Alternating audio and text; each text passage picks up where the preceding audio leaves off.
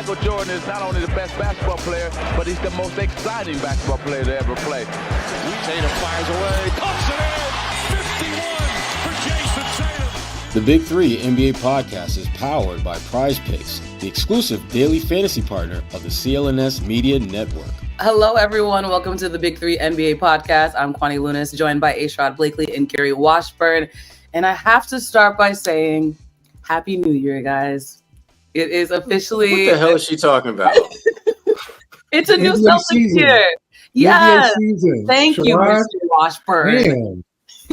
That's Syracuse education, like you said. That's Syracuse education kicking in. God forbid we actually, a new year, we actually think about a new year be the beginning of the new year. But new season. But we were this ain't new season, fool. New season. It is a new Thank you. Goodness gracious. All that just to say that Celtics give media me a headache already. Give me a headache. I actually just took an Advil, no joke, but that was unrelated. Exactly. No, it wasn't. Don't do that. It was related.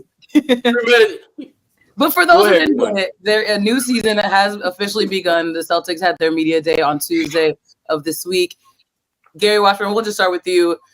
What are the biggest thing I think that let's not even get there. Let's start with media day itself. What was something that stood out to you the most?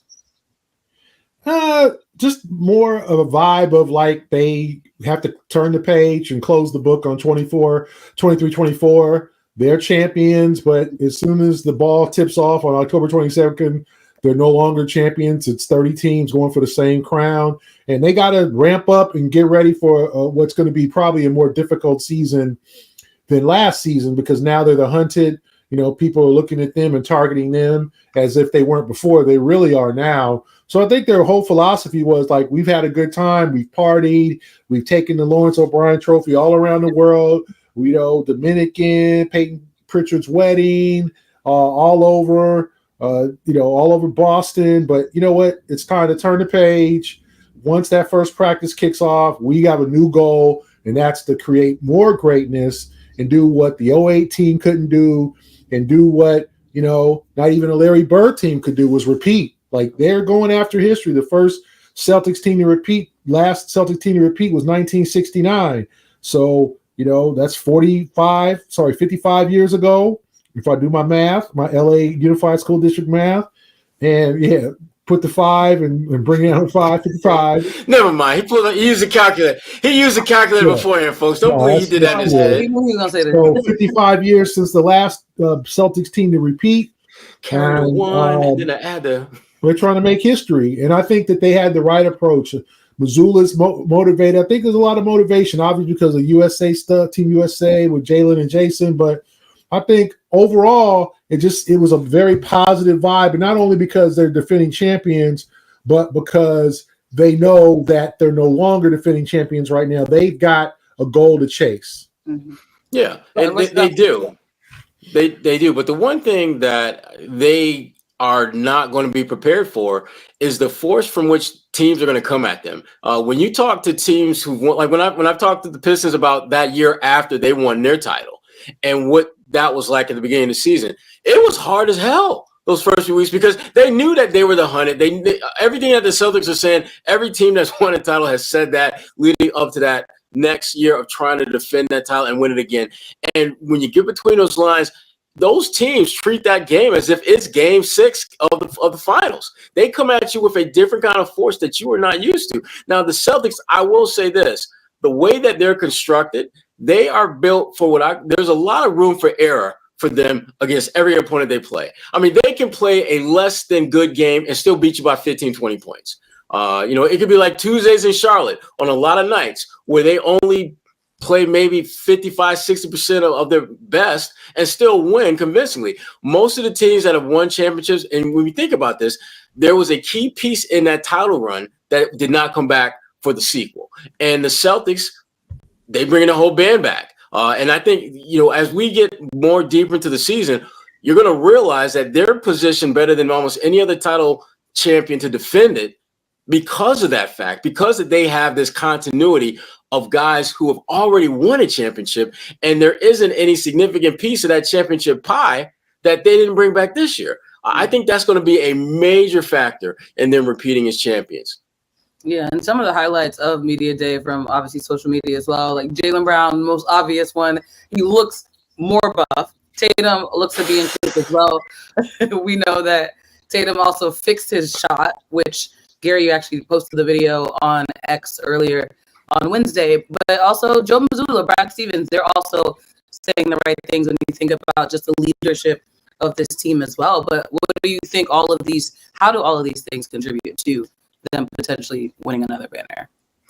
It has to just kind of fall in place the way it's supposed to. Like any one of those things, if it's not quite right, it's going to throw the rest of them off. And that was the one thing about the Celtics last season I thought was really impressive, and I don't think we really paid enough attention to or gave enough credit for. It's just the cohesion and the chemistry that they had on and off the court. That was maybe one of the most boring championship runs we've ever seen because they didn't really have drama. You didn't have bickering and Tatum and Brown. There's always been this artificial. You're just one of the guys coming off the bench for the most part. You're not playing those major minutes. Al never made an issue about that. You start going down the line. That, to me, was one of the keys to their success, the fact that they embraced the roles that they were in and weren't grumbling about it, even if they wanted a more prominent role. You think back to, the Terry Rozier days, and I love T. Rozier, but he wanted more burn. He wanted more shine, and he made it very clear that's what he wanted. And you could see situations in certain games where it was a problem. Tatum was trying to really figure out, am I him or am I just a really good role player? When you talk about playing with Gordon Hayward and Kyrie Irving and all those guys, so he was kind of trying to figure out where he fit in. And same thing with Jaylen. Jaylen, wanted to be more of a scorer. And then he realized that I guess I got to kind of bring it at both ends of the floor if I'm going to be the player that I think I am. And so they didn't have any of those type of issues at all last season. And again, by bringing all the guys back, and Brad talked a little bit about this, during Media Day about how, when you have a certain culture and you can win with that culture at the highest of levels, you want to keep that intact. And obviously, and we may talk about in this episode, we may talk about it later, but at some point, someone got to cut that check. And it ain't going to be Wick. It's pretty damn clear that he's getting out while getting is good.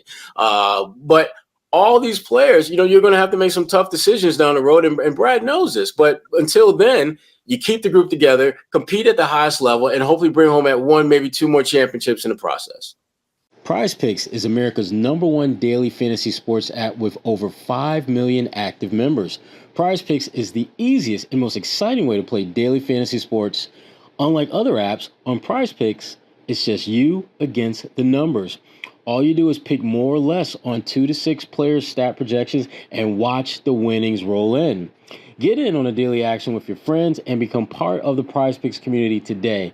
You can now win up to 100 times your money on Prize Picks with as little as 4 correct picks. That's right. You can turn $10 into $1,000. Sign up today and get $50 instantly when you play $5. You don't even need to win to receive the $50 bonus. It's guaranteed. While daily fantasy lineups are cool, you can also get in on season-long projections as well. Should you go more or less on Patrick Mahomes throwing for 4,300 yards? And what about Aaron Rodgers and 3,750 yards passing? How about Tyreek Hill having more or less than 1,376 yards receiving? Or Saquon Barkley rushing for more than or less than 1,050 yards? Get in on the action by downloading the Prize Picks app today and use code CLNS for a first deposit match up to $100. That's code CLNS on Prize Picks for a deposit match up to $100. Prize Picks, run your game. All right, let's talk about Kristaps Porzingis. He had that off-season surgery, and do you guys think he's going to be back on schedule in time? Like, what are you looking forward to from him potentially this season? I don't think he'll be back till January. And I'm not saying that because he's not telling us the truth about his progress. I think the Celtics don't need him until the second half to ramp up. And with a guy with a history of leg injuries, you do not want him rushing back. So if he's going to be ready in December, you give him 2-3 extra weeks to strengthen the area. He said he's running. He said he's taking shots. He said the area feels good. He walked normally yesterday, so it wasn't like he had a brace on or some kind of boot or anything like that. So he is almost 3 months from surgery, 2.5 months. So he's working, but I think the Celtics will play it safe because 1, you want him healthy. 2, you want him fresh. 3, you don't need him for the first 35 games of the season. You could use him, of course, but you want him to be healthy and fresh and ready for the playoffs. Remember, he did not play most of the playoffs. You know what I'm saying? Like, he did not play in the Cleveland series. He did not play in the Indiana series.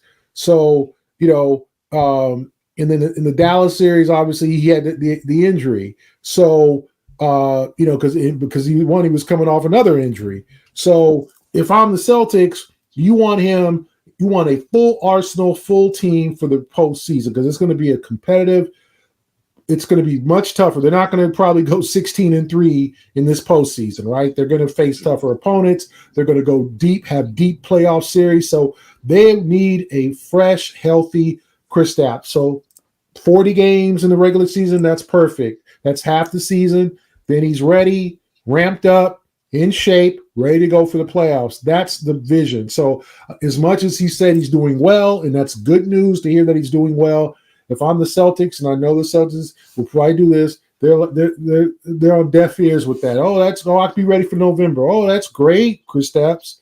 We'll bring you back January 1st. That's okay. Oh, that's great. You're gonna be back November 5th. Oh, that's great. You feel that's fantastic. You feel healthy. Oh, wonderful. 6 more weeks, fool. And that's what they're gonna do. And they'll bring him back because they do not need him. Not to say they don't need him, but they do not need. They have enough depth in the 4 position, the 5 position, with Al Horford, Xavier Tillman, Keita Niemias-Queta, and Luke Cornett to get by, along with a lot of other talent in other positions, to be a competitive ball club.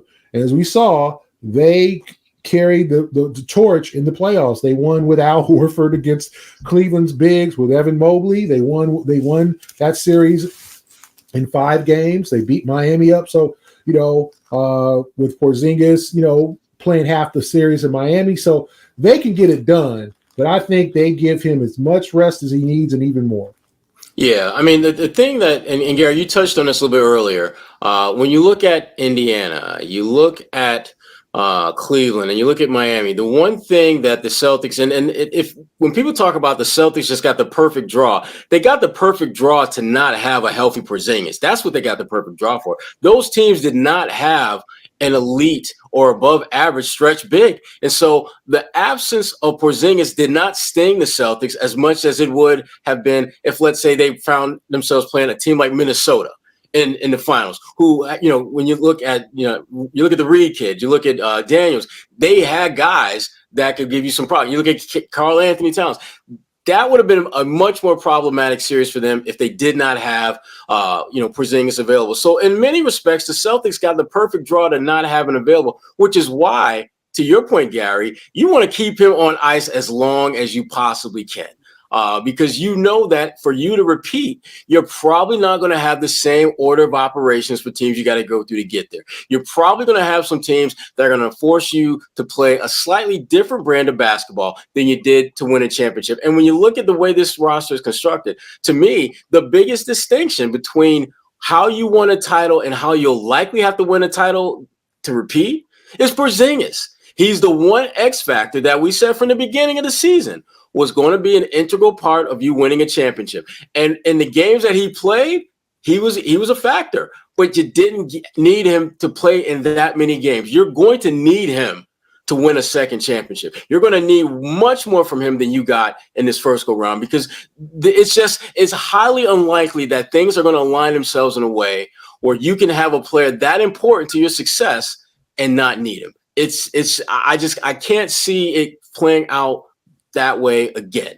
And that's why it's so important that with him, you keep him on ice as long as possible. You give him enough time to get himself in basketball shape, to get a nice rhythm with his shot. And even after he comes back in January, I'm still going to go with the load management program. I'm not going to have him play back-to-back games. You're not going to play back-to-back games in the playoffs. Why the hell do I want you to play him in the regular season? If you are that fragile, a guy that's had a lot of injuries, and the injuries that he's had, some of them have been just fluky, freakish type things. Not that he's trying to do anything that's outside his skill set. So I'm trying to minimize his play throughout the regular season, balancing that with getting him enough court time to get himself in basketball shape, get into a rhythm, and be someone that we can rely. If we're playing a best of 7, I want to be able to play him every single game.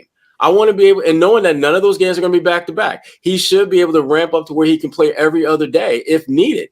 And even when he's doing that, because you play so many games with so many other guys playing those positions, you have a different kind of confidence if, let's say, you need to limit him to 28 minutes. You know you can go to Luke or one of these other guys to help you out and give you some good play if needed. So I think the Celtics are going to be in really good shape if they can keep him on the shelf as long as possible, knowing that any type of title run as a repeat champion, it's got to go through Porzingis.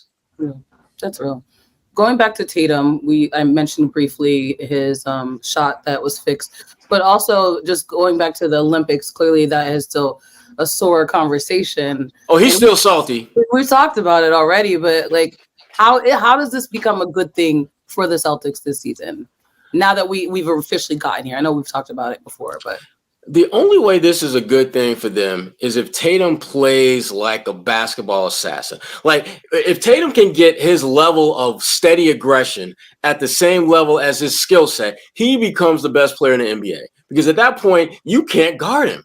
He can shoot the three. He can put it on the floor. He can post. He's got a post game. He can shoot the mid range, and he can defend. He becomes damn near unstoppable night in, night out. If his level of aggression can get to the level of where his talent is, and it's never been there. And frankly, I don't know if it ever will get to that level. I think he's always going to be someone whose talent is going to be much more significant and much more impactful than his actual level of aggression. But the fact that he is not willing to let this Olympic thing go, I'm surprised by it, because Tatum has always been like Mr. Cool, easy breezy, like, it is what it is, just move on, blah, blah, blah. He ain't trying to move on. He ain't trying to let bygones be bygones. He's trying to, and I've said this before, and I'm going to repeat it. Tatum this is going to be the best version of Jayson Tatum we will ever see. This is as close as he is going to become to being that player that so many fans have been craving him to be, because he has there's a different level of motivation that he has now beyond just winning a championship. Tatum was embarrassed on the global stage, not because he played poorly, but because he did not get a chance to play nearly as much as he thought he would. And Gary, I know before you point out how Tatum did not shoot the ball well, you're right. You're absolutely right about that. But you go back and look, Steph Curry wasn't exactly setting the world on fire either, but he was able to get enough reps, get into a flow, get into a rhythm, and next thing you know, he's playing like Steph Curry. Tatum never got that chance to play through some of those early struggles to be the guy who just 4 years earlier was the second leading scorer on the team. Now, Steve Kerr obviously has a much closer and tighter bond with Steph than he does with Tatum, and we all get that. But make no mistake about it, though. Everything we do, there are consequences. Some are good, some are bad. For Team USA, it was good. For Steve Kerr and his Golden State Warriors, when they played Tatum in the Celtics, the consequences of benching him and leaving Jaylen at the crib, it's going to get oogly. Oogly. Not ugly, oogly. A whole new word, oogly. Put that in that Cal Cubby information bank. Let's not do that, Sherrod. Another Advil. I need another Advil. Thank you, Kwani, for offering. I don't think Jayson is much thinking about the Olympics as he's thinking about being better overall and taking his game to another level as he would have in any other season. But I think obviously there's more motivation, but also more doubt about his ability to lead a team and to be that top 5, top 2, top 3 player, an MVP candidate. I looked it up. He enters this season 9th overall in MVP voting in terms of the odds, right? He's 9th. Guys obviously the Lukas and the Jokic's and the Giannis's and are all ahead of him. Anthony Edwards are all ahead of him. Devin Booker are all ahead of him in terms of the odds. So not even Vegas believes that Tatum's like a top 5 MVP candidate. So he has got to take his game to another level, and I think he will. Watching him shoot today, he had a little glitch in his get up in terms of his jump shot. It looks like he's been working on that mechanically because, like I looked it up and he shot 30% in the playoffs the last 2 seasons from 3, right? Including 29% in this just concluded playoff run. That's just not good enough. He shot 43% from 3 as a rookie. This is a guy who's a career 38% three-point shooter. So something is going on wrong, and it's not just he's choking or, he ain't what he was. He's 26. It's some probably mechanical glitch and that he's been working on, and I think that that's something that he's paid attention to in the Olympics. He only took 21 shots. He made 8 of them. He missed all 4 of his three-point attempts. So, he hasn't hit a 3 since, the NBA playoffs. And the thing was, yes, Sherrod, he did not play well. He didn't get a chance to really break out and play well. But it's also, I don't think he had the greatest confidence in his shot. And I think that wore on him throughout the Olympic tournament, that he was kind of hesitant to unleash. And so just watching him today and just taking a various amount of threes in terms of different places on the court, variety, amount of, just all over the circle, you can just see that he's concentrating like, hey, I got to knock this shot down. And, we all know, like, pull up threes he's not really good at. He's more good of a spot up 3-point shooter. But if he can just get to close to 40%, like he doesn't need to be Steph neighborhood, 43%, 44%. He needs to be in that 37, 38, 39. If he can get up there consistently throughout the regular season and playoffs, this team is so much better because it unlocks so many different things.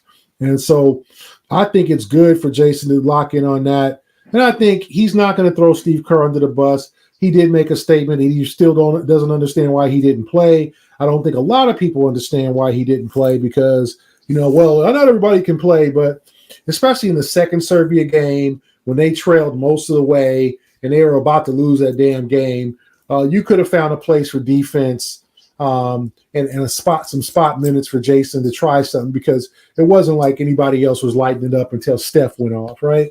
So to me, I think he's in the right frame of mind. It was good to see him just work on that aspect of his game and admit, hey, I'm not the shooter that I used to be. I got to get back there. Summertime is winding down, but the college football season will be in full swing before you know it. There's no better way to get your college football fix than Game Time, which is where you can find the best deals on college football game tickets, concerts, NFL, WNBA, and so much more. Game Time has a new feature called Game Time Picks that makes getting tickets to see your favorite teams play live even easier. Game Time Picks filters out the fluff, so show you only incredible deals on great seats so you don't have to waste time searching through thousands of tickets. The one college football game I'm looking forward to seeing this year is when my alma mater, Syracuse University, comes to my neck of the woods and takes on the Boston College Eagles. There's a great selection of seats starting as low as, get this folks, $3. That's right. $3 can get you in the building. Having the map of the stadium along with the different color-coded prices makes it super easy to find the best seats for your budget and not have to scramble all over the place on your app to do so. And you're covered by Game Time's lowest price guarantee, where Game Time will credit you 110% of the difference. Download the Game Time app, create an account, and use code CLNS for $20 off your first purchase. Terms apply. Again, create an account and redeem code CLNS for $20 off. Download Game Time today. What time is it? Game time. Jaylen Brown, we briefly mentioned him. Let's close out with him as well. Looking stronger. Horford said Jaylen added 10 pounds of muscle. We've seen him working out on underwater over the summer. He's definitely been busy as well. But what do you think his Olympic snub will have, what that impact it will have on his, not only just psyche, but for the Celtics overall and the way that they perform this year? He's been like real cool about everything. And yeah, exactly. That's my point. He's been just mention his new sneaker, by the way. What's that? I would be remiss if I didn't mention he did drop his own sneaker, or is working on his own sneaker, reportedly. Right. Yeah. Right. But back to the basketball part. He's been real cool about everything.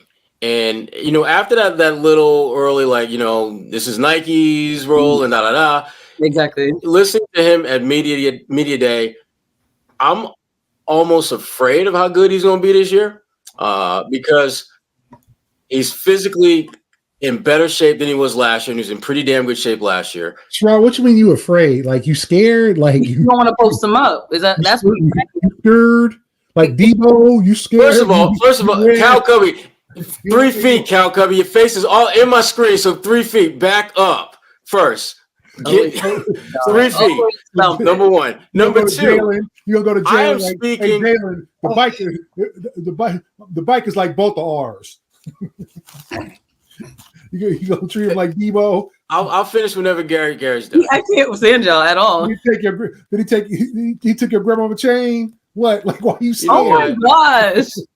I'm gonna take his lunch money next time I see you. Watch. He's getting. You gonna go to Jaylen? It's like both of ours. You just be at my house. I can't. What is this dude? What is this dude? All right. Anyway, Sherrod, you were saying. Sherrod, you said you were scared. You were scared. Again, let me finish the sentence. It's called a sentence, not a sentence fragment. I don't know if y'all know about that account. There is a difference between a sentence and a sentence fragment.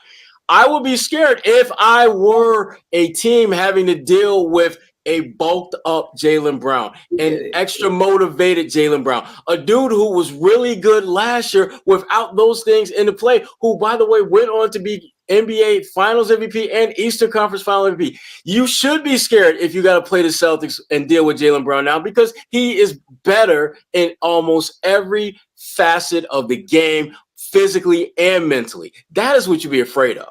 That is what you need to be afraid of. Do I need to say that in Spanish or another language, Gary? Do you understand English, Gary? That was so profound. I just want you to be okay. You said you were very scared. No, I had a sentence fragment that you would not let me put together in a sentence. You'll be okay. Gary, Washburn. Don't be scared. Don't be scared. On a lighter note, what do you guys get your boy, Kwani? Get your boy. Just say it. You say you're gonna be scared. Like, damn. Oh scared my God. now? I'm sorry. No, where he was coming from. Come on. Go get your boy, Kwani. Looking forward to from the Celtics this season. It could be on and off the court. Again, they've been busy throughout the offseason, but obviously, finally here. What are you looking forward to? Other than Joe Mazzulla and Gary Washburn going back at each other, I'm looking forward to that. I'm looking forward to the sequel of that. But other than that, no, I'm curious to see how are they going to come out and deal with the extra force that teams are going to be coming at them with. Are they going to be able to just beat teams down the way they did last year? I mean, 3 games they won by 50 and some change. Are they going to be that dominant this year, or will they be pretty good, but not great during the regular season? Are they going to be like a lot of defending champions where it takes you a little bit of time to kind of calibrate what you got to deal with on a night in, night out basis? I don't know how they're going to come out. There is such a thing as a championship hangover, where you know that the journey you're about to begin, you know how to end it. You know how to be the last team standing. Are they going to lean too much on that experience, or are they going to treat this the way they say they're treating it, as if it's a different season and that we start from ground zero? That's what they're saying. But I got to see it to believe it, because teams say that every single year. And then next thing you know, after they get off to like a 4-3 start or a 7-5 start, then they're like, yeah, we came out a little bit lackadaisical because we thought we could just roll through teams. But now we're ready now. We're ready now. We got hit in the face and now we're ready. Right. I'm not buying they're going to come out smoking teams. I'm just not. Should they? Absolutely. But I'm not. I don't expect it to happen. I'm expecting. I'm looking forward to seeing what Mazzulla's approach is with the team in terms of getting them motivated and getting them ready every night. Because it's going to start from the opening night. Remember, I don't know, what was it?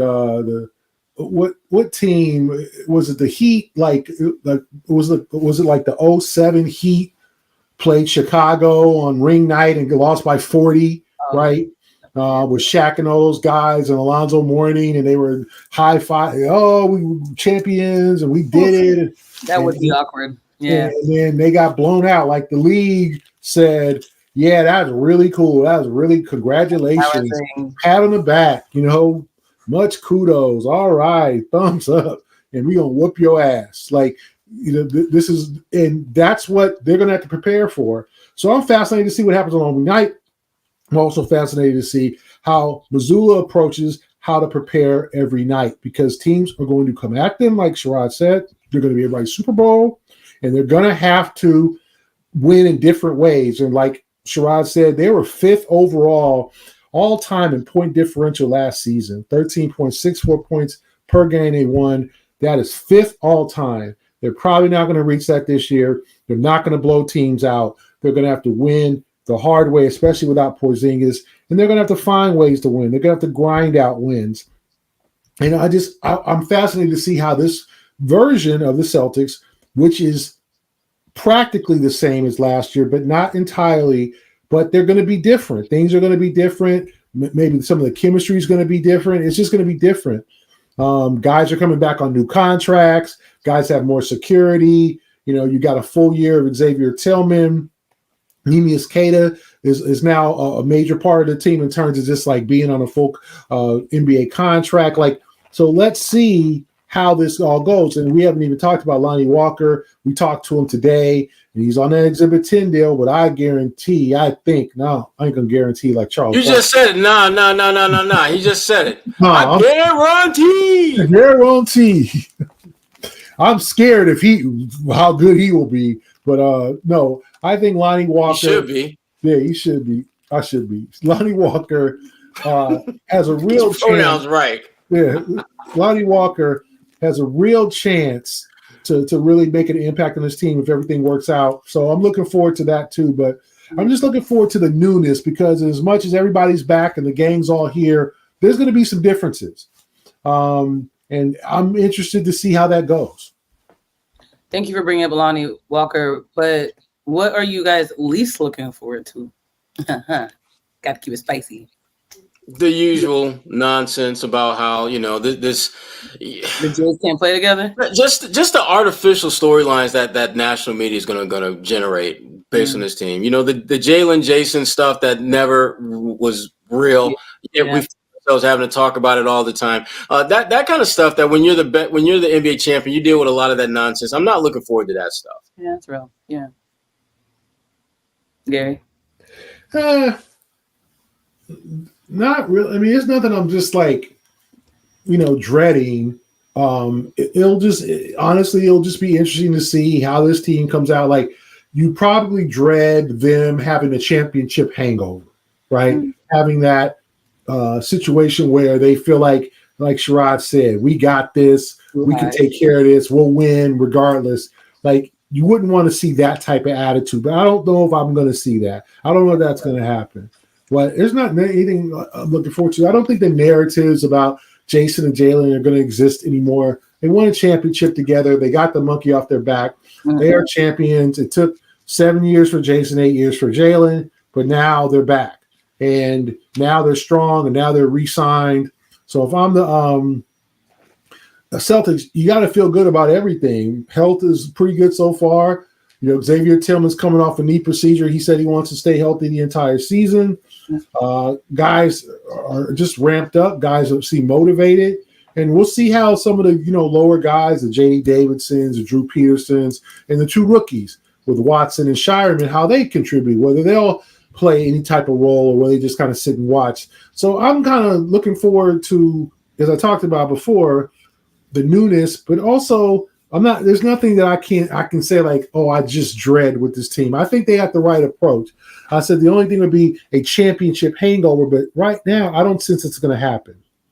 I'm loving the positivity. That's even more exciting for, I'm sure, Celtics fans, but of course just basketball fans in general. The Celtics are back. We have been here all year long, of course, though. So make sure you're subscribed to the Big Three NBA podcast. You're going to want to hear us and them two arguing every week for this upcoming. Oh, I'm scared of Gary. Oh my God. It'd be like both of ours. Exactly. So stick with us. If you haven't done so already, please subscribe, share with a friend. And we appreciate you all listening, sticking around during the off season. But like we said, we're back in action. We're ramping it up. For Sherrod Blakely and Gary Washburn, I'm Kwani Lunis. This is the Big Three NBA podcast.